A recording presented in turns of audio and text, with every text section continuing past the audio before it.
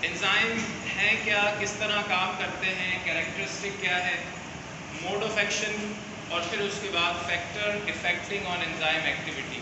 Enzyme किन चीज़ों से मुतासर हो सकते हैं। सबसे पहले हम एंजाइम की पहले डेफिनेशन क्लियर कर लें। एंजाइम्स को बायोकैटलिस्ट भी कहा जाता है, कैटलिस्ट भी कहते हैं अगर ये आउटसाइड द बॉडी रिएक्ट कर रहे हो। आपने देखा होगा बहुत सारे ऐसे केमिकल्स केमिस्ट्री में आपने स्टडी किए होंगे जो किसी भी रिएक्शन में ऐड होते हैं, स्पीड अप करते हैं रिएक्शन को, और at the end of reaction हमें वापस भी मिल जाते हैं। एंजाइम भी उसी तरह के केमिकल्स हैं, लेकिन ये काम बॉडी के अंदर कर रहे होते हैं। इनकी जनरल कैरेक्टरिस्टिक देखें तो एंजाइम्स आर ग्लोब्यूलर प्रोटीन। हम पिछले चैप्टर में प्रोटीन की टाइप्स पढ़कर आए थे, फिब्रस एंड ग्लोब्यूलर।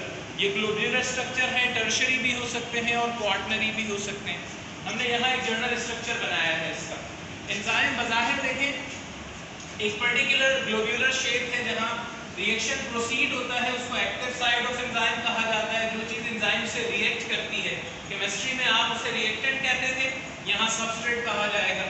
जब वो रिएक्शन प्रोसीड होकर बाहर आ जाएगा केमिकल, उसको प्रोडक्ट कहा जाएगा। वो भी हम देखते हैं किस तरह से होता है। और एंजाइम का वो एरिया जहाँ रिएक्शन नहीं हो रहा उसे एलोस्टेरिक साइट कहा जाता है। एलोस्टेरिक साइट वो है जहां रिएक्शन प्रोसीड नहीं हो रहा और जिस जगह पे रिएक्शन या रिएक्टेंट लग रहा है उसे एक्टिव साइट ऑफ एंजाइम कहते हैं। यही हमने जनरल कैरेक्टरिस्टिक लिखी है। Enzymes are globular protein secreted from the gland. अगर सेल के अंदर सीक्रेट हो रहे हैं तो इंट्रासेलुलर एंजाइम, सेल से बाहर किसी कैविटी में लाइक बक्कल कैविटी और इंटेस्टाइन, आंतों के अंदर या स्टमक के अंदर कहीं सीक्रेट हो रहा है तो उसे एक्स्ट्रा सेलुलर एंजाइम कहा जाएगा। स्पेसिफिक शेप है एक्टिव साइट और एलोस्टेरिक साइट। अब हम देखते हैं कि एंजाइम जब रिएक्शन कर रहा होता है तो किन स्टेप से गुजरता है। बुक में ये डायग्राम भी दी है। एंजाइम और सबस्ट्रेट, ये रिएक्शन से पहले का टाइम है। जब रिएक्शन स्टार्ट होगा तो सबस्ट्रेट उस पर्टिकुलर एरिया पर एंटर हुआ तो नाम बन जाएगा इसका एंजाइम सबस्ट्रेट कॉम्प्लेक्स। उसके बाद जब रिएक्शन आखिरी मराहिल की तरफ होगा तो प्रोडक्ट बनने जा रही होगी, लेकिन अभी सबस्ट्रेट अंदर ही है एक्टिव साइट में, तो एंजाइम प्रोडक्ट कॉम्प्लेक्स होगा। और जब रिएक्शन कंप्लीट हो जाएगा तो एंजाइम एज इट इज वापस मिल गया हमें और रिएक्टेंट अब प्रोडक्ट बनकर यानी सबस्ट्रेट अब प्रोडक्ट बनकर बाहर आ गया। ये वाली कैरेक्टरिस्टिक की बेस पर हम एंजाइम के रिएक्शंस को देखते हैं। मोड ऑफ एक्शन में हमारे पास दो थ्योरीज हैं। जो दो थ्योरीज हैं उसमें हम दोनों को मुख्तलिफ जगहों पर वैलिड मानते हैं। कहीं लॉकेट की हाइपोथेसिस है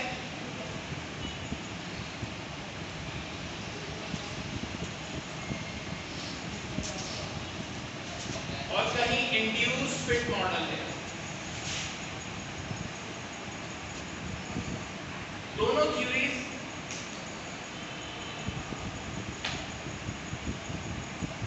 अपनी अपनी जगह पर वैलिड है। डिफरेंस क्या है? डिफरेंस ये है कि जब हम लॉक एंड की हाइपोथेसिस की बात करते हैं तो उसमें हम कहते हैं कि एंजाइम लॉक है और सबस्ट्रेट उसकी की है।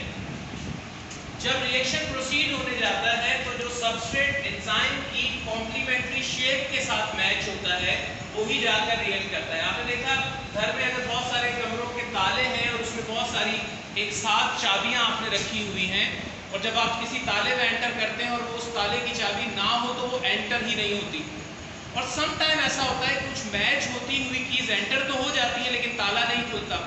यहाँ पर भी कॉम्प्लीमेंट्री शेप है, इसमें अगर सबस्ट्रेट मैच नहीं हो रहा होगा तो एंजाइम में एंटर ही नहीं होगा। जब एंटर नहीं होगा तो आगे रिएक्शन प्रोसीड नहीं होगा।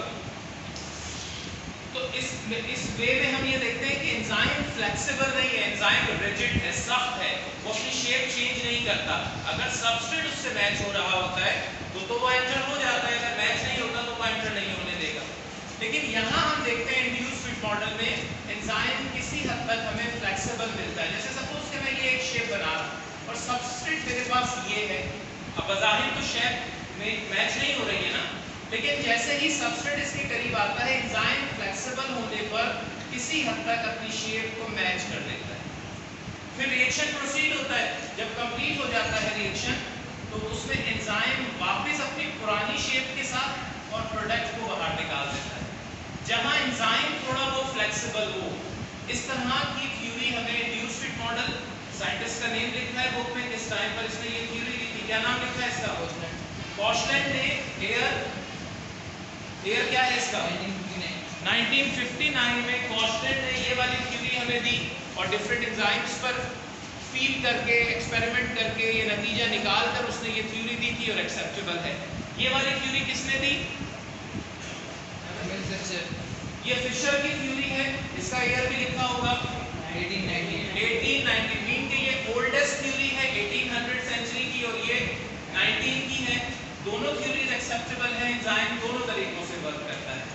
नेक्स्ट क्लास में हम factor affecting on enzyme activity में temperature, pH, substrate concentration, enzyme concentration और फिर लास्ट में इनहिबिशन, कॉम्पिटिटिव, नॉन कॉम्पिटिटिव और इनकॉम्पिटिटिव, ये तीनों कैटेगरीज को नेक्स्ट क्लास में देखेंगे।